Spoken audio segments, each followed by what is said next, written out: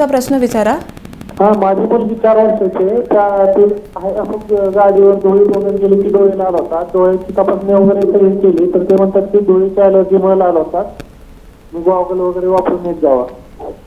त्यांच्या डोळ्यांना धुळीची ॲलर्जी आहे असं डॉक्टरांनी सांगितलं आहे आणि त्यांच्या डोळ्यांना त्याच्यामुळे त्रास झाला होता. तर तुम्ही काय मार्गदर्शन कराल? हे धूळची ॲलर्जी पुष्कळ कॉमन आहे आणि कारण धूळ पुष्कळ आहे, रोडवर धूळ आहे, ट्रक्सचं फ्यूम्स जे येतात, गाडीची फ्यूम्स येतात आणि हे पूर्ण सकाळपासून जेवढं धूळ जाते डोळ्यात, तर एक त्याचा इलाज आहे की दिवसात तुम्ही 4-5 टाईम 6 टाईम साफ पाणीने धुवायचं.